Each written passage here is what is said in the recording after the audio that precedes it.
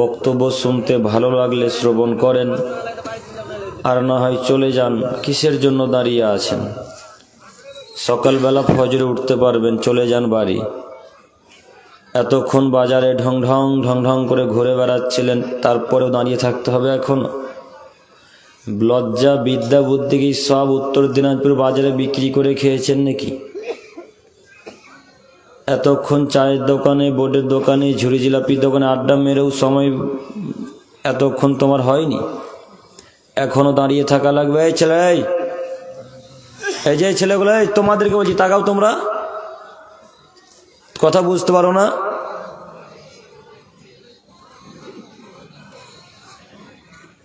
আর এই গজলটা কোথায় বাজছে? এই গজলটা কোথায় বাজছে? ও আচ্ছা আচ্ছা।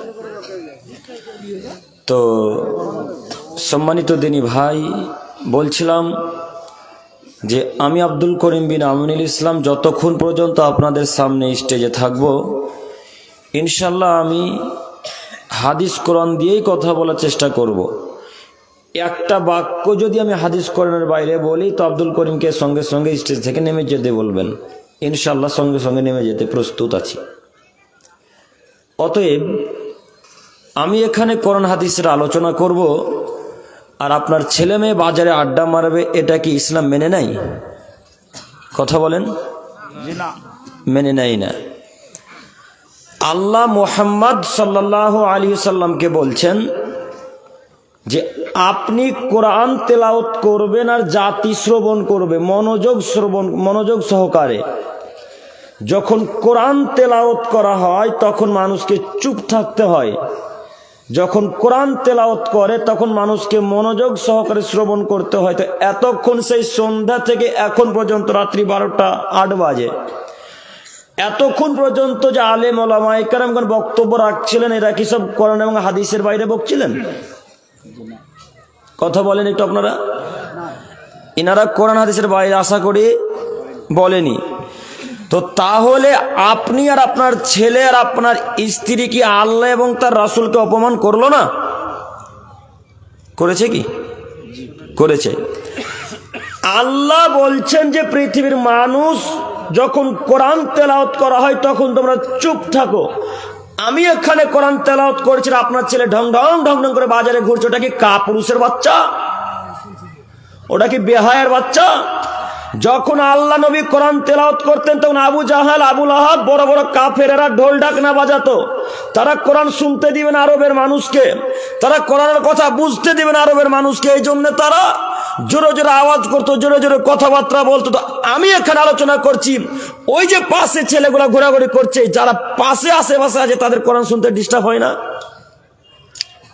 কথা বলে না? অসুবিধা হচ্ছে কি? অসুবিধা হচ্ছে। তাহলে এই নীতি কার? এই নীতি কার? এই নীতি ইহুদিদের নীতি, এই নীতি জাহেলদের নীতি, এই নীতি হলো খ্রিস্টানদের নীতি। খ্রিস্টান ইহুদিরা এখনো কোরআন মাজিদ শুনতে দিবে না। এই জন্য যেখানে কোরআন হাদিস আলোচনা হয় তার পাশে গিয়ে তারা ঢোল ডাকনা বাজায়। আপনি দেখেন না বাজারে বাজারে? দেখতে পান না আপনি? যেদিন আপনাদের গ্রামে প্রোগ্রাম থাকে পাশেই হিন্দুরা গান বাজনা বাজায়। কেন? আপনাদেরকে প্রোগ্রাম শান্তিতে করতে দিবে না তার জন্য। এটা আবু জাহেলের নীতি, এটা আবু লাহাবের নীতি। তারা কাফের বাচ্চা, কাফের, তার জন্য কোরআন মাজিদ শুনতে দিবে না বলে মুহাম্মদ সাল্লাল্লাহু আলাইহি সাল্লামকে বিরক্ত করত, মুহাম্মদ সাল্লাল্লাহু আলাইহি সাল্লামের কথাকে শুনতে দেবে না। এই জন্য তারা জাতির সামনে ঢোল ডাকনা বাজাতো, জোরে চেঁচামেচি করতো। এখন যে ছেলেগুলো রাস্তাতে ঘোরাঘুরি করছে, ওরা কি আবু জাহেলের ছেলে? ওরা কি আবু লাহাবের ছেলে? কেন তারা ঘোরাঘুরি করছে? ওরা এই কুকুরদা, উত্তর দিনাজপুর কুকুরদা গ্রামের কোন এক মুসলিম পরিবারের ছেলে, তাই না? ইহুদি এখানে আসেনি, এখানে খ্রিস্টানরাও আসেনি, এখানে নাসারারাও আসেনি। এখানে আছে শুধু মুসলমানের বাচ্চা মুসলমান। এই মুসলমানের বাচ্চা মুসলমান কোরআনকে অপমান করছে। তো এদেরকে খ্রিস্টানরা কাটবে না তো কাকে কাটবে বলেন আপনি? কথা বলেন। এদেরকে ইহুদিরা কচু কাটা করে কাটবে না তো কাকে কাটবে? আপনি বলছেন যে ফিলিস্তিনে সব মুসলমানকে হত্যা করে দিল, আপনি বলছেন বেলডাঙ্গাতে সব মানুষকে হত্যা করে দিল। তো বেলডাঙ্গার মানুষকেও কচু কাটা করে কাটবে না তো হিন্দুরাকে কাটবে? খ্রিস্টানদেরকে কাটবে? কেউ যে ইসলামকে মানে না, এরকম একটা পবিত্র স্থানে যেখানে কোন হাদিসে আলোচনা আছে সেখানে আপনার ছেলের মেয়ে ঘোরাঘুরি করছে, তাহলে বলেন হিন্দুরা আপনাকে কাটবে না তো কাকে কাটবে? কথা বোঝাতে পারি না মনে হয়। আপনার ছেলেকেই কাটবে, আপনার মেয়েকেই কাটবে। ওই যে রাজস্থানের ঘটনা দেখেননি, একজন হিন্দু মানুষ তাকে কোরাল দিয়ে কোপাচ্ছে, দেখেননি মনে হয় না? কোথায়? ইসলাম থেকে এরা অনেক দূরে। এই জন্য এরা ইহুদিরা সময় পেয়েছে, সুযোগ পেয়েছে, খ্রিস্টানরা সুযোগ পেয়েছে, হিন্দুরা সুযোগ পেয়েছে যে মুসলমানের বাচ্চা তো কোরআনই মানে না, মুসলমানের বাচ্চা তো হাদিসই মানে না। আর ইহুদি খ্রিস্টানেরা ভালোভাবে জানে, ইহুদি খ্রিস্টানেরা ভালোভাবে জানে যে মুসলমানকে যদি ধ্বংস করতে হয় তাহলে তাদেরকে কোরআন এবং হাদিস থেকে দূরে রাখতে হবে। তাই তারা আপনার পরিবারে, আপনার ছেলের মোবাইলে, আপনাদের বাড়িতে গান বাজনার ফ্রি ফায়ার পাবজিকে ভরে দিয়েছে। আপনার ছেলের মোবাইল যদি এখন চেক করে তো এখন ফ্রি ফায়ার পাবজি পাওয়া যাবে। এখন আপনার ছেলের মোবাইল চেক করলে এখন লুডু, চোষা, দাবা, ক্যারাম বোর্ড পাওয়া যাবে। ওটা ইহুদির বাচ্চা নাকি? ওর মোবাইলে ক্যারাম বোর্ড থাকবে মানে? আমি কি খ্রিস্টান? আমি কি নাসারা? আমি কি ইহুদির বাচ্চা? আমি কোনো ফ্রি ফায়ার খেলবো? আমি কোনো পাবজি খেলবো? যারা ইহুদি, যারা খ্রিস্টান, যারা নাসারা, যারা হিন্দু, তারা খেলবে ফ্রি ফায়ার পাবজি। আমি মুসলমানের বাচ্চা, মুসলমান ফ্রি ফায়ার খেলতে পারি না? বলেন, আপনার ছেলের মোবাইলে এখনো ফ্রি ফায়ার আছে, ঠেকাবে কে? আমি ঠেকাতে আসবো জঙ্গিপুর থেকে? আপনার দুই চোখের সামনে আপনার ছেলেটা ওই সোফাতে চেয়ারে বসে ফ্রি ফায়ার খেলছে আর বলছে মার মার মার মার মার মার মার মার। তখন আপনি বলছেন যে আব্দুর রহমান কি হলো রে তোর? না তো আব্বা ফ্রি ফায়ার খেলছি। হ্যাঁ বেটা খেলো, খেলো বেটা। আপনি বাপ না কাপুরুষ বাপ? আপনার মতো বাপ পৃথিবীর বুকে বেঁচে থাকার চাইতেই করণ দিঘির কবর স্থানে ঢুকে যাওয়া অনেক ভালো। কেন বেঁচে আছেন? মরে যেতে পারেন না? যদি আজকে মরে যাও তো কালকে কিয়ামতের মাঠে আল্লাহ জিজ্ঞাসা করবে না যে তুই বেঁচেছিলি, তোর বেটা তোর চোখের সামনে ফ্রি ফায়ার খেলছে, ঠেকাতে পারিস না, বাধা দিতে পারিস না কেন? এ কথা আল্লাহ আপনাকে জিজ্ঞাসা করবে না। আর আপনার চোখের সামনে যদি একটা ছেলে ফ্রি ফায়ার খেলে আর বাধা যদি না দেন, কিয়ামতের মাঠে আল্লাহ বলবেন, ও আব্দুর রহমানের বাপ, তুমি যে তোমার ছেলে যে ফ্রি ফায়ার খেলছিল ওকে একবারও ঠেকাওনি কেন? তখন কি জবাব দিবেন? তখন আপনি বলবেন যে আল্লাহ ফ্রি ফায়ার খেলা যে হারাম এটা আমি বুঝতাম না, আল্লাহ ফ্রি ফায়ার খেলা যে হারাম এটা আমি বুঝতাম না। তখন আল্লাহ তাআলা বলবেন আব্দুর রহমানের আব্বুকে, কাযাবতা, ও আব্দুর রহমানের বাপ তুমি মিথ্যা বলছো, আব্দুর রহমানের বাপ তুমি মিথ্যা কথা বলছো কেন? সেদিন তোমাদের উত্তর দিনাজপুর আব্দুল করিম ইনামুল ইসলাম বলেনি ফ্রি ফায়ার, লুডু, চৌসা, দাবা, ক্যারাম বোর্ড এ যাবতীয় আরো যত গেম আছে পৃথিবীতে এই সব গেম খেলা হারাম, এই সব গেম খেলা হারাম, এই সব গেম খেলা হারাম, এই বক্তব্য শুনুনি? তখন আব্দুর রহমানের আব্বা কিয়ামতের মাঠে আল্লাহকে বলবে, আল্লাহ নাম নাম নাম নাম, হ্যাঁ আল্লাহ, হ্যাঁ শুনেছি শুনেছি শুনেছি আল্লাহ। তখন আল্লাহ আব্দুর রহমানের বাপকে, আব্দুর রহমানকে, বাপ বাটাকে একসাথে জাহান্নামে ঠেলে ফেলে দেবে। বলেন সেদিন কি করবেন? চোখের সামনে আপনার ছেলে ফ্রি ফায়ার খেলে একদম ঠেকাতে পারলেন না মানে? আর উৎসাহ দিয়ে বলছেন বেটা খেলো খেলো বেটা, ভালো লাগছে দেখে। কথা ভুল হচ্ছে কি? ফ্রি ফায়ারে গ্রামের মানুষ খেলে না মনে হয়? খেলে? কোন গ্রাম বাদ নাই ফ্রি ফায়ার খেলতে। এই ছেলেগুলাকে যখন হিন্দুরা কাটছে, খ্রিস্টানেরা কাটছে, তখন এই গ্রামের মানুষ বলছে মালদার অমুক জায়গাতে একটা মানুষকে হত্যা করলো। তো একে হত্যা করবে তো কাকে হত্যা করবে? জিন্দেগিতে হিন্দু কোনোদিন খ্রিস্টানকে হত্যা করবে না। ইতিহাস সাক্ষ্য আছে ইহুদি কোনোদিন খ্রিস্টানকে মারবে না। ইতিহাস সাক্ষ্য আছে ইহুদি কোনোদিন হিন্দুকে মারবে না। ইতিহাস সাক্ষ্য আছে হিন্দু কোনোদিন সাঁওতালকে মারবে না। হিন্দু মারবে শুধু মুসলমানের বাচ্চাকে, খ্রিস্টান মারবে শুধু মুসলমানকে, ইহুদিরা মারবে শুধু মুসলমানকে, অন্য কোনো জাতিকে মারবে না। এদের একটাই টার্গেট, তারা হলো মুসলমান, তারা হলো মুসলমান। তাই তো তারা আপনার ছেলেকে আমাদেরকে কচু কাটা করে কাটছে, ফিলিস্তিনের মানুষকে কচু কাটা করে কাটছে। আর এই মালদার মানুষ আর উত্তর দিনাজপুর, দক্ষিণ দিনাজপুর, ভারত, সারা পৃথিবীর মানুষ, ভারতবর্ষের মানুষ বলছে যে ফিলিস্তিনের মানুষকে হত্যা করে দিল রে, সবকে ধ্বংস করে দিল। তো ধ্বংস তো তোমার টাকা দিয়েই করছে, তারা ধ্বংস তোমার টাকা দিয়েই করছে। আব্দুল করিম ভাই, আমাদের টাকা দিয়ে ওদেরকে ধ্বংস করা হচ্ছে মানে বুঝতে পারলাম না। ও বুঝতে পারো নি? দেখো তোমাকে দেখাচ্ছি, তুমি বলো তো দেখি, এই ফ্রি ফায়ার, লুডু, চোষা, দাবা, ক্যারাম বোর্ড এই যাবতীয় গেম কাদের তৈরি? কাদের তৈরি গো? ইহুদিদের। কে বললো? আপনি না? জাযাকাল্লাহু খাইরান। আপনারা বোঝেননি মনে হয়। এই সব গেম কাদের তৈরি? আমার সাথে একটু কথা বলবেন। ইহুদিদের তৈরি। তো তুমি যতবার ফ্রি ফায়ার রিচার্জ করছো যতবার পাবজিতে রিচার্জ করছো, টাকা মারছো, এই সব টাকা কাদের অ্যাকাউন্টে যাচ্ছে? ইহুদিদের অ্যাকাউন্টে যাচ্ছে। এই ইহুদিদের অ্যাকাউন্টে যখন টাকা যাচ্ছে, এই টাকা দিয়ে তখন তারা বোম পিস্তল তৈরি করছে, তারা পরমাণু বোমা তৈরি করে তোমাদের ফিলিস্তিনের মুসলিম ভাইদেরকে হত্যা করছে। আর তুমি বেটা বলছো যে ফিলিস্তিনের মুসলমানদেরকে হত্যা করলো। বেটা তোমার টাকা দিয়ে তো হত্যা করছে তাদেরকে। তুমি কোনো ফ্রি ফায়ার রিচার্জ করো? তোমাকে আমি কি দিয়ে বুঝাবো বলো? আল্লাহ নবী আজ থেকে 1400 বছর পূর্বে বলেছেন, যে ব্যক্তি লুডু, চোষা, দাবা, ক্যারাম বোর্ড এ যাবতীয় জিনিসের সাথে এই জিনিস যারা খেললো, তারা সুয়ারের রক্তের সাথে হাত মিশিয়ে দিল। সুয়ার বোঝেন কি? সোর, সোর, সোরের রক্তের সাথে হাত মিশিয়ে দিল। আপনার ছেলে প্রতিদিন গেম খেলে, অথচ নিষেধ করতে পারেন না। ওই যে চোখের সামনে আপনার ছেলে ক্যারাম বোর্ড খেলছে, একজন ঠেকাতে পারলেন না কেন? বলতে পারলেন না আব্বু, আব্বু ছি ছি ছি ছি ছি ছি ছি ছি ছি ছি আব্বু। যারা লুডু, চোষা, দাবা, ক্যারাম বোর্ড খেলে আব্বু, তারা শুকরের রক্তের সাথে হাত মিশিয়ে দিল আব্বু। অতএব তুমি এই যাবতীয় গেম খেলিও না বেটা, এগুলোর মুখে লাথি মেরে দাও। এই বাক্য বলতে পারবে যে সেই হলো বেটা, সে হলো সুপুরুষ বাপ, সুপিতা। আর ওই হলো কাপুরুষ বাপ, যারা বাপ বেটা একসাথে ক্যারাম বোর্ড খেলে। উত্তর দিনাজপুরের মানুষ বাপ বেটা একসাথে ক্যারাম বোর্ড খেলে না মনে হয়? খেলে কি? খেলে, খেলবে তো। কেউ যে নিজেকে মানুষ মনে করে না, কেউ যে নিজেকে মানুষ মনে করে না, সব মনে করেছে আমরা ইহুদি খ্রিস্টানদের মতো। তাই তো তারা বাপ বেটা ইহুদি খ্রিস্টানদের নীতিতে চলে গেছে। আরে আশ্চর্যের বিষয়, বাপ নিজের ছোট বেটাকে বলছে, বেটা ওই যে মুদিখানার দোকান আছে বেটা, ওখান থেকে এক মুঠা বিড়ি এনে দাও। কথা মিলছে? বাপ বলে বেটাকে, বেটা সিগারেট বিড়ি এনে দাও। তাহলে ওই বেটা বাপের সাথে বিড়ি খাবে না, তাহলে কার সাথে খাবে? ওই ছেলে ওর বাপকে সম্মান করবে? জিন্দিগিতে কোনোদিনও করবে না। এদের কি বিদ্যাও নাই, বুদ্ধিও নাই? এরা কিভাবে চলাচল করে? এদের বিদ্যা বুদ্ধি কিছুই কাজ করে না। বাপ বিবাহ দিয়েছে, রাতের বেলা স্ত্রীর কাছে ঘুমিয়েছে, তাই সকালবেলা বাচ্চা হয়েছে। কিছুই বোঝে না এরা। নইলে বাপ কিভাবে বেটাকে বলে মদ নিয়ে এসো বেটা, বাপ কিভাবে বেটাকে বলে বিড়ি নিয়ে এসো, বাপ কিভাবে বলে বেটাকে গুল নিয়ে এসো।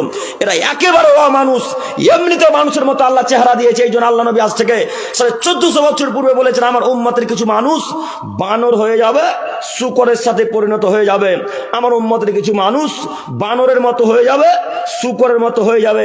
দেখেন আপনি হাদিস কোরআন মিলিয়ে আজকে যত রীতি নীতি সব ইহুদি খ্রিস্টানদের নীতিতে চলে গেছেন।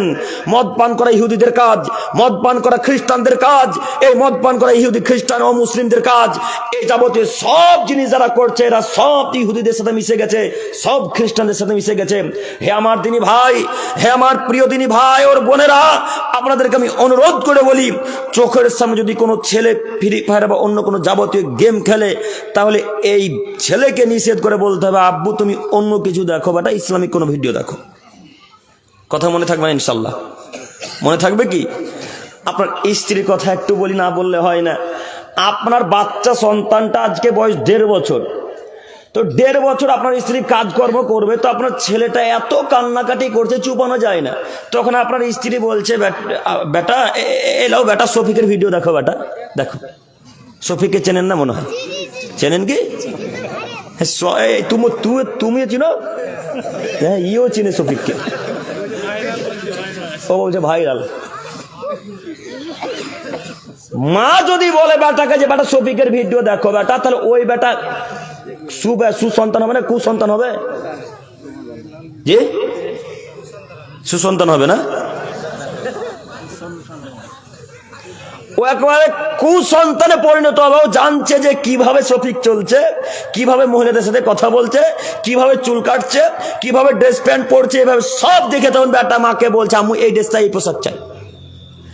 আর মুসলমানের বাচ্চা মুসলমান কিভাবে শফিককে সমর্থন করতে পারে? কারোর মাথা থেকে বুদ্ধি নাই। আপনি কিভাবে শফিককে সমর্থন করছেন? শফিক যা আল্লাহ নবীকে অপমান করছে, আপনি দেখতে পান না? শফিক আল্লাহকে অপমান করে ডাইরেক্ট। আপনাদের এই ছেলেটা শফিক নামের এই কুসন্তান, ঘৃণা, নোংরা ছেলে আল্লাহ রসুলকে অপমান করে, আল্লাহকে অপমান করে, অথচ আপনারা কিভাবে তাকে সমর্থন করতে পারেন? আমি তো কিছুই বুঝতে পারি না। কিভাবে সমর্থন করেন একটু আপনাকে দেখাই। আব্দুল করিম ভাই কিভাবে শফিক আল্লাহকে অপমান করলো, কিভাবে শফিক আল্লাহ রসুলকে অপমান করলো একটু বুঝিয়ে বলেন। জি, বুঝিয়ে বলার জন্য আপনাদের এই উত্তর দিনাজপুর এসেছি। একটু আমার দিকে তাকান। আল্লাহর নবী আর আব্দুল্লাহ ইবনে ওমর দুজনে রাস্তা দিয়ে চলছিলেন। রাস্তাতে যেতে যেতে যেতে যেতে যেতে যেতে যেতে কোনো এক অলি গলিতে, আরবের গলি থেকে গানের শব্দ ভেসে আসলো। তো যেমনই গানের শব্দ ভেসে আসা তেমনি মুহাম্মদ সাল্লাল্লাহু আলাইহি সাল্লাম দুই কানে এই দুই হাতের আঙুলকে ভরে নিলেন। দ্রুত রাস্তা থেকে দৌড়ে সরে গিয়ে আব্দুল্লাহ ইবনে ওমরকে বলছেন, আব্দুল্লাহ হাল তাসমাউ শাইআ, তুমি কি গান বাজনা শব্দ শুনতে পাচ্ছ? আব্দুল্লাহ হাল তাসমাউ শাইআ, তুমি কি গান বাজনা শব্দ শুনতে পাচ্ছ? তখন আব্দুল্লাহ ইবনে ওমর রাদিয়াল্লাহু তাআলা আনহু আরবি ভাষায় বললেন, লা, জি না আল্লাহ নবী, গান বাজনা শব্দ শুনতে পাচ্ছি না। যখন এই বাক্য আব্দুল্লাহ ইবনে ওমর বললেন, ফারাফা ইসবাহি মিন উজনাইহি, তখন মুহাম্মদ সাল্লাল্লাহু আলাইহি সাল্লাম দুই কান থেকে দুই হাতের আঙুলকে বের করে নিলেন। বলেন তো গান বাজনা হালাল না হারাম? হারাম। হারাম। তো শফিকের ভিডিওতে সবই কি কোরআন তেলাওয়াত চলে? আপনিও দেখেন, আপনার ছেলেও দেখে, আপনার ছোট সন্তান, শিশু কন্যা সন্তানও দেখে। কি মনে করেন নিজেকে? এই শফিক কি তাহলে আল্লাহ রসুলকে অপমান করলো না? এই শফিকের দল, শফিকের টিমকে আল্লাহকে অপমান করলো না? তারপরে শফিকের সমর্থন করেন মানে? শফিকের চ্যানেলে এইভাবে লাত মারতে হবে, লাথি মেরে বলতে হবে, তোমার মুখে লাথি মারি, তোমার মুখে লাথি মারি, তোমার মুখে লাথি মারি। জিন্দেগিতে আমরা যতদিন উত্তর দিনাজপুরে বেঁচে থাকবো ততদিন পর্যন্ত তোমাদের ভিডিও তো দেখা বহু দূরের কথা, চ্যানেলে হাত দেবো না ইনশাল্লাহ। পারবেন না বলতে? পারবেন না ইনশাল্লাহ? ইনশাল্লাহ বলে আজকে চ্যানেল সাবস্ক্রাইব করা ছিল, আজকে আনসাবস্ক্রাইব করতে হবে। পারবেন ইনশাল্লাহ? আর এই যে বাচ্চা শিশু ছেলে মেয়েরা যখন কান্নাকাটি করবে তখন তাদেরকে বলবেন, আব্বু আব্দুল বাড়ির ভিডিও দেখো বেটা। আব্দুল বাড়িকে চেনেন কি? আব্দুল বাড়ির ভিডিও দেখেছেন না? আব্দুল বাড়ি, এ তো আব্দুল বাড়ি হে, তো আচ্ছা বাচ্চা হে বলে না উর্দুতে, বাংলাতেও ভার্সন বেরিয়েছে। এই ভিডিও দেখেন, আপনার ছেলে দোয়া শিখবে, এই ছেলে আপনার কিভাবে সালাম দিতে হয়, মায়ের সম্মান কিভাবে করা লাগে, বাপ আব্বুকে কিভাবে কথা বলতে হয়, আপার সাথে কিভাবে কথা বলতে হয়, গ্রামের মানুষের সাথে কিভাবে কথাবার্তা বলতে হয়, এই ভিডিও দেখেন। এটাও কার্টুন। আপনার ছেলে কার্টুন দেখতে ভালোবাসে, আপনার ছেলে শফিকে দেখতে ভালোবাসে, কিন্তু আপনার ছেলেকে একদিন আব্দুল বাড়ির ভিডিও দেখাতে পারলেন না, একদিনও আপনি ইসলামিক ভিডিও দেখাতে পারলেন না। ওই যে কত সুন্দর সুন্দর ঘটনা হাজার ইউটিউবাররা পেস্ট করে, হাজার ইউটিউবার ওই পোস্ট করে, একবারও দেখার সুযোগ করলেন না কেন? যেমনই ছেলে মেয়ে কাজে তখনই বলছেন ব্যাটালে ফেসবুক খুলে দেয়, গান বাজনা দেখ। আপনার ছেলে মেয়েকে বলছেন রিলস দেখ, ভিডিও দেখ। এই যাবতীয় দেখে আপনার ছেলে মেয়ে একেবারে নোংরা নীতিতে চলে যাচ্ছে। যখনই তাদের বয়স 12-13 বছর হচ্ছে তখন তার হাতে একটা ফোন কিনে দেওয়া লাগছে। যে কথা মনে ভুল হচ্ছে না? যখনই তার বয়স 12-13 বছর তখন তাকে একটা ফোন কিনে দেওয়া লাগছে, তখন ছেলেটা একেবারে নষ্টের দিকে চলে গেছে। সম্মানিত মুরব্বী সাহেব, আপনাকে আমি কি দিয়ে বুঝাবো? শফিকের ভিডিও কখন আজ থেকে দেখবো না ইনশাল্লাহ, ইনশাল্লাহ, ইনশাল্লাহ। এই যাবতীয় আরো অনেক নাম আছে, হয়তো আমাদের জানা নেই। এই যাবতীয় যত ভিডিওতে আল্লাহ এবং তার রাসূলকে অপমান করা হয়, এই যাবতীয় কোন ভিডিও আজকে থেকে দেখবো না ইনশাল্লাহ, ইনশাল্লাহ। আল্লাহ তুমি আমাদের সকলকে এর প্রতি আমল করা তৌফিক দান করো, সকলে বলি আমিন। সম্মানিত দিনী ভাই, বলছিলাম যদি আপনি মুসলিম জাতিকে বাঁচাতে চান, যদি নিজে বাঁচতে চান, তাহলে যে কোনো মূল্যে ইহুদিদের পণ্যতে আপনাকে লাথি মারা লাগবে। ইহুদিদের পণ্য মানে ইহুদিদের গ্রাম থেকে, ইহুদিদের দেশ থেকে যে যাবতীয় জিনিস আসে আমাদের দেশে, এই যাবতীয় জিনিস আপনাকে ক্রয় করা থেকে বিরত থাকতে হবে। আব্দুল করিম ভাই কি কি ইহুদিদের তৈরি একটু বলবেন কি? হ্যাঁ, এবার আপনাকে বলছি। কোকোকোলা, স্প্রাইট, ওই ডাব শ্যাম্পু চেনেন কি? ডাব সাবান, ক্লিনিক প্লাস, আর কি যেন আছে গো, আমুল দুধটা মনে ওদের তৈরি না? আমুলটা ওদের তৈরি কি? আমুলটা ইন্ডিয়ান প্রোডাক্ট মনে হয়। তো এ যাবতীয় তাদের অনেক প্রোডাক্ট আমাদের ইন্ডিয়াতে আছে, এ যাবতীয় অনেক প্রোডাক্ট আমাদের ইন্ডিয়াতে আছে। হ্যাঁ, তার মধ্যে আর একটা বিসলেরি পানি খান না, ট্রেন যখন বাস জানে কোথাও জানতেন বিসলেরি পানি বিক্রয় হয় না? কিনলে পানি বিক্রয় হয় না? বিসলেরি কিনলে এই যাবতীয় সব তাদের ফ্যাক্টরি থেকে হয়ে আসে। এই যাবতীয় যত জিনিসপত্র আছে এর মুখে লাথি মারতে পারবেন যেদিন, সেদিন আপনি আপনার জাতিকে রক্ষা করতে পারবেন ইনশাল্লাহ। বড় দুঃখের বিষয়, এই বাচ্চা ছেলেরা যেটা শুয়ে আছে, ওই যে বাচ্চা ছেলেটাকে দেখেন, ওর থেকেও ছোট ছোট বাচ্চা ছেলেগুলো দৌড়ে চলে যাচ্ছে, পিছন থেকে গুলি মেরে, রাইফেল দিয়ে গুলি মেরে এপার ওপর ঝাঁঝরা করে দেওয়া হচ্ছে। তারা ইহুদির বাচ্চা। তাদের অন্তরে মুসলিমদের জন্য এতটুকু মায়া মহব্বত কাজ করে না, তাদের অন্তরে এতটুকু মায়া মহব্বত মুসলিমদের জন্য কাজ করে না। এত বড় বাচ্চা শিশুকে কিভাবে হত্যা করতে পারে, গুলি মেরে, রাইফেল দিয়ে কিভাবে, তালোয়ার দিয়ে কেটে ফেলে দিতে পারে, তারা ইহুদি। আর আপনি সেই ইহুদিকে সম্মান করেন, সেই জাতিকে সম্মান করেন, আপনি বলছেন তারাই ভালো, তারাই ধনী মানুষ। তো তারা ধনী হবে না? তারা যে সব সময় পড়ালেখা করে। আর আপনার ছেলের বয়স যখনই 12-13 বছর, তখন তাকে চায়ের দোকানে লাগিয়ে দিচ্ছেন, নাহলে তাকে রাজমিস্ত্রি পাঠিয়ে দিচ্ছেন কেরালা। যে কথা বলছে কি, যদি পৃথিবী দখল করতে চান, একটু আমার দিকে তাকান, গোটা পৃথিবীতে যদি রাজ করতে চান, তাহলে বিদ্যা অর্জন করা লাগবে। বিদ্যা ছাড়া কোনো জাতিকে ধ্বংস করতে পারবেন না আপনি। জ্ঞান ছাড়া কোনো মানুষকে আপনি ধ্বংস করতে পারবেন না। যদি কোনো জাতিকে ধ্বংস করতে চান, তাহলে তাদের বিদ্যাকে আগে কেটে নেন, তাদের বিদ্যাকে আগে মিটিয়ে দেন, তাই জাতি এমনি ধ্বংস হয়ে যাবে। আর এই বিদ্যা ইহুদি খ্রিস্টানদের এত বেশি, এই বিদ্যা ইহুদিদের এত বেশি, জ্ঞান ইহুদিদের এত বেশি, গোটা দুনিয়াকে ইহুদিরা কাজ করে ফেলে দিয়েছে একেবারে, গোটা দুনিয়াকে। অল্প সংখ্যক ইহুদি, তারপরে গোটা দুনিয়াতে তারা রাজ করে। কেন? বিদ্যার কারণে। আপনি আশ্চর্য হবেন, তারা এত পড়াশোনা করে, তারা এত পড়াশোনা করে, বাথরুমে যাবে তবু বই নিয়ে হাতে, প্লেনে উঠবে তবু বই নিয়ে হাতে, ট্রাকে যাবে তবু হাতে বই আছে, আপনার সাথে কথা বলবে তবু বই পৃষ্ঠা হাতের খোলায় আছে। এইভাবে তারা জ্ঞান অর্জন করে। তারা এই জ্ঞান দিয়ে পরমাণু বোমা তৈরি করে, এই জ্ঞান দিয়ে তারা চাকু, তলোয়ার, বোম, পিস্তুল তৈরি করে। তখন এই যাবতীয় জিনিস দিয়ে আপনাদেরকে, আমাদের মতো মুসলমানদেরকে হত্যা করে। আর আপনি তাকে সমর্থন করেন কিভাবে? আপনাকে আমি বোঝাতে চাইছি, জিন্দেগিতে ইহুদি খ্রিস্টানদের নীতিতে চলাচল করবো না ইনশাআল্লাহ, ইনশাআল্লাহ। আর আল্লাহ নবীর হাদিস, স্পষ্ট হাদিস আপনাকে শোনাচ্ছি, দেখুন। আব্দুল্লাহ ইবনে আব্বাস রাদিয়াল্লাহু তাআলা আনহু বলেন, রাসূলুল্লাহ সাল্লাল্লাহু আলাইহি ওয়াসাল্লাম বলেছেন, মান তাসাব্বাহা বিকাউমিন ফাহুয়া মিনহুম।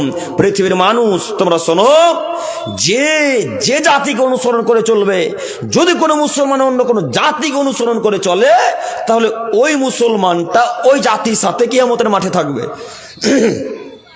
হাদিসটা মানে বুঝতে পারেননি? আবারও বলি, একটু আমার দিকে তাকান। আপনি আমি যদি কোনো জাতিকে অনুসরণ করি, আপনি যদি কোনো মানুষকে অনুসরণ করে চলি, আর ওই মানুষটা যদি জাহান্নামে যায়, তাহলে আমিও জাহান্নামে যাব, আপনিও যাবেন, ওই লোকটাও জাহান্নামে যাবে। কথা বুঝাতে পারলাম না মনে হয়? যে যাকে অনুসরণ করে চলবে। এখন আপনি যদি মুহাম্মদ সাল্লাল্লাহু আলাইহি সাল্লামকে অনুসরণ করে চলেন, তো মুহাম্মদ সাল্লাল্লাহু আলাইহি সাল্লাম কোথায় যাবে? কোথায় যাবে? জান্নাতে। তো এখন মুহাম্মদ সাল্লাল্লাহু আলাইহি সাল্লামকে যত মানুষ অনুসরণ করে চলবে, তারা কোথায় যাবে? জান্নাতে। তো আল্লাহ রাসূল এটাই জাতিকে বোঝাতে চাইছেন যে মান তাসাব্বাহা বিকাউমিন ফাহুয়া মিনহুম। তোমাদের মধ্যে যদি কোনো মানুষ কোনো জাতিকে মেনে নেয়, তাহলে ওই জাতি যাবে যেখানে, যে মেনে নেবে সেও যাবে ওখানে। তো ইহুদি খ্রিস্টানরা সবাই মনে হয় জান্নাতুল ফেরদাউসে যাবে। যে ইহুদি খ্রিস্টান জান্নাতুল ফেরদাউসে যাবে, কোথায় যাবে তাহলে? জাহান্নামে যাবে। তো ইহুদি খ্রিস্টানদেরকে এখন যারা মেনে নিয়েছে, এরা এখন কোথায় যাবে? জাহান্নামে যাবে। যাবে তো জাহান্নামে? যাবে তো? এবার আপনাকে বলছি, দেখেন, আপনার ছেলের মাফলারটা খোলেন তো দেখি। আপনার ছেলের মাথার চুল কাটা আছে একদিকে, আর চুল আছে একদিকে নাই। এই নীতিটা মনে হয় মুহাম্মদ সাল্লাল্লাহু আলাইহি সাল্লামের, তাই না? কার নীতি? ইহুদি খ্রিস্টানদের নীতি। তো আপনার ছেলে ওইভাবে চুল কেটে আছে, আপনার লজ্জা হয় না? আজকে 2 সপ্তাহ থেকে আপনার ছেলের চুল একদিকে আছে আর একদিকে নাই। এই চুল আপনার বাড়িতে 2 সপ্তাহ থেকে আছে মানে বলতে পারেন আব্দুর রহমান, খ্রিস্টানদের মতো চুল কেটেছে বেটা, দাঁত ভেঙে দেবো একেবারে। যাও, টাকলা হয়ে এসে চুল সোজা করে কেটে এসে, তো দাঁত ভেঙে দেবো। বলতে পারলেন না? কিসের বাপ আপনি? কিসের বাপ? কিসের পিতা? কেন বাপ হয়েছেন আপনি? বলতে পারেন না? বেটা, এইভাবে চুল কাটলে জাহান্নামে যাওয়া লাগবে। বেটা, যাও, তুমি মুহাম্মদ সাল্লাল্লাহু আলাইহি সাল্লামের নীতিতে চুল কেটে এসো, তুমি সাহাবায়ে কেরামদের নীতিতে চুল কেটে এসো। বেটা, এইভাবে চুল কাটা যাবে না। কই একদিনও বলতে পারলেন না? আশ্চর্যের ব্যাপার, ওই চুল 14 দিন ধরে আপনাদের বাড়িতে থাকে। ওই চুল আমাদের বাড়িতে 14 দিন তো বহুদূরের কথা, 14 সেকেন্ড থাকার সময় পাই না। এক মেরেতে দাঁত 32টা খুলে দেবো যদি ওইভাবে কেউ চুল কেটে আসে। কই বলতে পারলেন না? বেটা, ইহুদিদের নীতি এটা, খ্রিস্টানদের নীতি, হিন্দুদের নীতি, এগুলো অমুসলিমদের নীতি। নীতি আব্বু, অতএব এইভাবে চুল কেটো না বেটা, যাও বেটা সুন্দর করে রাসূলের পদ্ধতিতে চুল কেটে এসো, সাহাবায়ে কেরামদের পদ্ধতিতে চুল কেটেছো বেটা, এই নীতি বাতিল করো বেটা। বলতে পারলেন না কেন? কেন বলতে পারলেন না? আপনি আবার নিজেকে বাপ দাবি করেন, কিসের বাপ আপনি আমরা বুঝতে পারি না। আরো একটা কথা বলি, দেখি আপনার ব্রেন খুলে কিনা, একটু আপনার আমার দিকে তাকান। কার কার বাড়িতে সিরিয়াল চলে টিভিতে? হাত তোলেন তো একটু দেখি।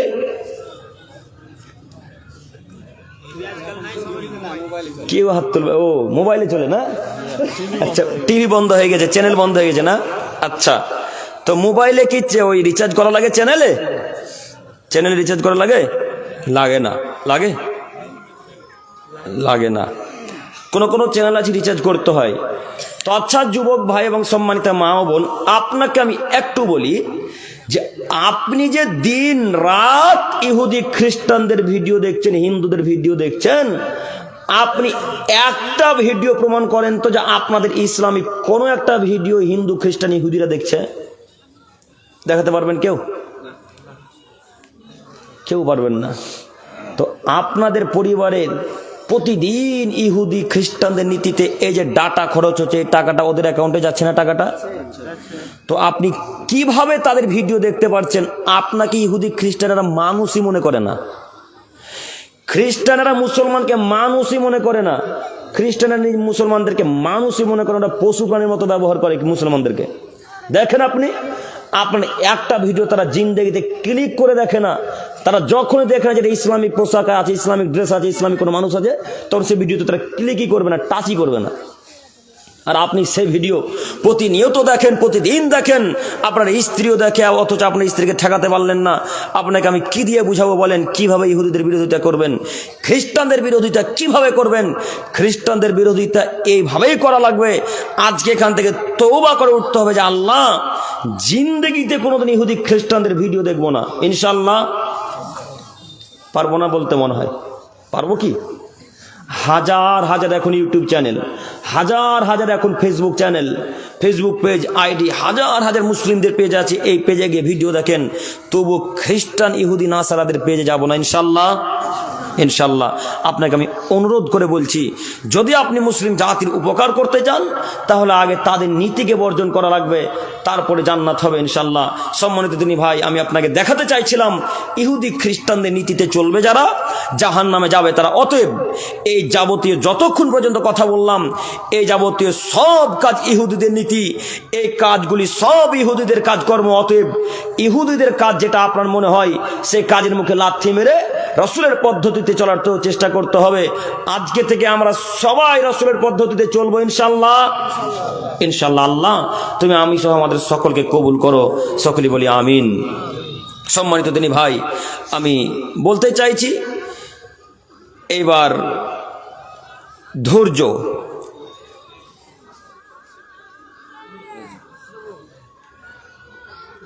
গজলটা এখানে বাজছে মনে হয়, বাইরে বাজছে। ও আচ্ছা আচ্ছা আচ্ছা, থাক থাক, একটু আমার দিকে তাকান। একটু আপনাকে আমি বোঝাচ্ছি যে জীবনে যদি সফলতা অর্জন করতে চান, তাহলে আপনাকে ধৈর্য ধারণ করা লাগবে। একটু আমার দিকে তাকান। বিশেষ করে যে যুবক ভাইরা পড়াশোনা করছেন, তাদের উদ্দেশ্যে খুব জরুরি গুরুত্বপূর্ণ কথা, এবং যারা ব্যবসায়ী মানুষ, তাদের উদ্দেশ্যে খুব জরুরি গুরুত্বপূর্ণ কথা। একটু মনোযোগ সহকারে শ্রবণ করেন।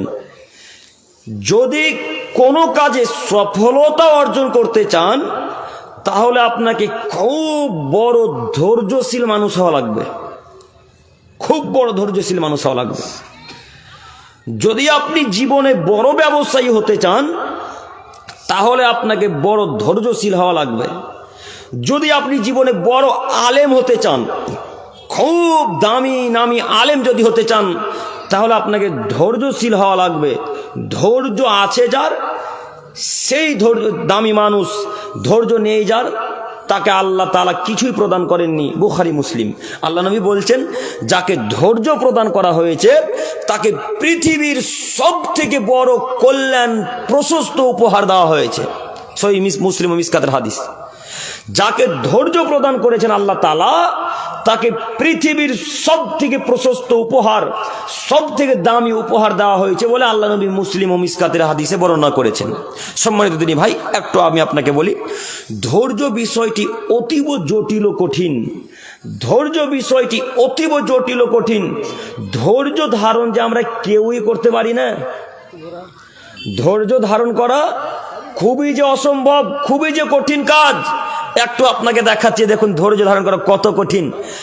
আপনার ভাই আপনাকে 2-3 থাপ্পড় মেরে দিয়েছে, তো আপনার ভাই আপনার থেকে একটু শক্তিশালী মানুষ, গায়ে হাতে মোটা বডি বিল্ডার মানুষ, আপনি জীর্ণশীর্ণ পাতলা মানুষ, তো আপনাকে 2-3 থাপ্পড় লাগিয়ে দিয়েছে। তখন গ্রামের মোড়লকে আর সবাইকে ডেকে নিয়ে এসে আপনি আপনার ভাইয়ের বিচার চাইছেন, কিন্তু আপনার ভাইয়ের অনেক সম্পদ আছে, টাকা আছে, ও পার্টির সাথে যুক্ত, ওর পাওয়ার আছে। তখন গ্রামের কোনো চেয়ারম্যান, কোনো সভাপতি, কোনো সর্দার কেউ তার বিচার করতে পারলো না। এরপরে কেস করতে চলে গেছেন থানাতে। থানাতে কেস করেও তাকে শাস্তি দিতে পারলেন না, তাকে জেলে ভরতে পারলেন না। এই সব ঝামেলা মিটমাট করার পর যখন কোনো রকম ভাবে তাকে শাস্তি দিতে পারলেন না, তখন তৃতীয় ব্যাপারে এবার আল্লাহকে বলছেন, আল্লাহ আমার ভাইয়ের উপর তো কোনো পদক্ষেপ নিতে পারলাম না, কেউ তো তাকে শাস্তি দিতে পারলো না, তো আল্লাহ আমি তোমার উপর ধৈর্য ধারণ করলাম। এটা ধৈর্য ধারণ হলো? আপনি সারা গ্রামের মানুষকে ডেকে নিয়ে তাকে অপমান করার চেষ্টা করলেন, পারলেন না। পুলিশকে দিয়ে অপমান করার চেষ্টা করলেন, তবু পারলেন না। তৃতীয়বার আল্লাহকে বলছেন, আল্লাহ এত কিছু করে তো পারলাম না, তো আল্লাহ তোমার উপর ছেড়ে দিলাম, আল্লাহ তুমি এর বিচার করো। এটা ধৈর্য হলো? এটা ধৈর্য হলো না। ধৈর্য তো তখনই হতো যখন আপনার ভাই আপনাকে 2 থাপ্পড় লাগিয়ে দিয়েছে, তখন হাত দুটোকে নিচে করে, মুখকে নিচু দিকে করে নিজের ঘরে এসে এক পর্যায়ে আল্লাহকে বলেন, আল্লাহ তুমি বড় দয়াবান, তুমি বড় ক্ষমাবান, তুমি বড় রহমান। আল্লাহ তোমার কাছে ভিক্ষা চেয়ে বলি, মাবুদ এই বিচার কোনো সভাপতিকে দেব না, এই বিচার কোনো ক্যাশিয়ারকে দেব না, এই বিচার কোনো আলেম ওলামার কাছে নিয়ে যাব না। আল্লাহ বিচার আমি তোমাকে ছুড়ে দিলাম, আল্লাহ হিসাব তুমি করিও। এটা হলো ধৈর্য। এটা হলো ধৈর্য। সব রকম পদক্ষেপ নিয়ে যখন কোনো কিছু করতে পারলেন না, তখন আল্লাহকে বলছেন, আল্লাহ ধৈর্য ধারণ করলাম। এটা ধৈর্য নয়। তাই আপনাকে বলছি ধৈর্য ধারণ করা অতীব কঠিন। তাই আল্লাহ নবী বলছেন, আসসাবরু ইনদা সাদমাতিল উলা। পৃথিবীর মানুষ তোমরা শোনো, ধৈর্য হলো প্রথম অক্তেই, ধৈর্য হলো প্রথম অক্তেই। তাই শতদিন বক্তব্যের মাঝে বলা আছে, কেউ যদি 2 থাপ্পড় লাগিয়ে দেয়, তো তাকে না থাপ্পড় মারার চেষ্টা করে বাড়ি ফিরে চলে আসেন, বাঁচার পথ আছে ইনশাল্লাহ, বাঁচার পথ আছে। আর কেউ যদি আপনাকে সালা বলে দেয়, তো বহুনু বলে চায়ের দোকান থেকে পালিয়ে আসবেন, তাকে দ্বিতীয়বার সালা বলার চেষ্টা করবেন না। কেন বলেন তো দেখি? কেন বলেন তো দেখি? এখন যদি ওকে পাল্টা সালা বলতে যান, তাহলে ও আপনাকে সালা বলার কারণে আপনার আমলনামাতে ফেরেশতারা যত নেকি লিখেছিল, আপনি যেমনই তাকে আবার দ্বিতীয়বার সালা বললেন, এই সব নেকি এখন ফেরেশতারা কি করবেন? কথা বলেন, কেটে দিবেন। তাহলে সালা বলে লাভ হলো? কোনো লাভ হলো না। তাই শতদিন বক্তব্যের মাঝে বলা আছে, কেউ যদি সালা বলে তো বহুনু বলে পাল্টা ফেরত চলে আসেন, বাঁচার পথ আছে ইনশাল্লাহ কিয়ামতের মাঠে। সম্মানিত দিনী ভাই, এখন আপনার নীতি, শরীরে যে ক্ষমতা আছে, বেটা আমাকে 1 থাপ্পড় মেরেছে, আমাকে সালা বলে তোকে ছেড়ে দেবো, ওর গোষ্ঠীকে কানা করে দেবো একেবারে, বলে না? তখন আপনি লেংটি মেরে মারতে শুরু করলেন। এটা ধৈর্য নয়, এটা ধৈর্য নয়। আপনি ধৈর্য তখনই ধারণ করবেন আল্লাহর উপরে, আল্লাহ তুমি বিচার করো, এই বাক্য বলে চলে আসতে বলে বাঁচার পথ আছে। সম্মানিত দিনী ভাই, আপনাকে দেখাচ্ছি, শক্তিশালী সেই লোকটা নয়। আমার দিকে তাকান, একটু বিরক্ত বোধ করছেন? একটু আমার দিকে তাকান। সম্মানিত দিনী ভাই, আবু হুরায়রা রাদিয়াল্লাহু তাআলা আনহু থেকে বর্ণিত, তিনি বলেন, রাসূলুল্লাহ সাল্লাল্লাহু আলাইহি ওয়াসাল্লাম বলেছেন, লাইসা সাদিদু বিসুরা ইন্নামাস সাদিদুল্লাযী ইয়ামলিকু নাফসাহু ইনদাল গাদাব। পৃথিবীর মানুষ তোমরা শোনো, তোমাদের মধ্যে ওই ব্যক্তি শক্তিশালী নয় যে তার প্রতিপক্ষকে একেবারে তুলে এইভাবে আছাড়া দিয়ে দিতে পারলো, ওই লোকটা শক্তিশালী নয়। বরং শক্তিশালী তো ওই যে রাগের অবস্থায় নিজেকে কন্ট্রোল করে নিতে পারলো, নিয়ন্ত্রণ করে নিতে পারলো, সেই বেশি শক্তিশালী। একটু বুখারী মুসলিম আপনাকে একটু বুঝাই আমি ব্যাখ্যা করে, একটু আমার দিকে তাকান। একটা লোক আপনাকে 2-3 থাপ্পড় মারার সাথে সাথে গালিও দিয়েছে খুব, এখন ওই লোকটার চাইতে আপনি শক্তিশালী মানুষ, তো একে রাগ করে 2 আছাড় 3 আছাড় মেরে তার গুষ্টি কানা করে দিলেন একেবারে। এখন আপনি নিজেকে খুব শক্তিশালী মনে করছেন। আচ্ছা বলেন তো, রাসূলের পদ্ধতিতে, রাসূলের ভাষা থেকে এই লোকটা শক্তিশালী? এই লোকটা শক্তিশালী নয়।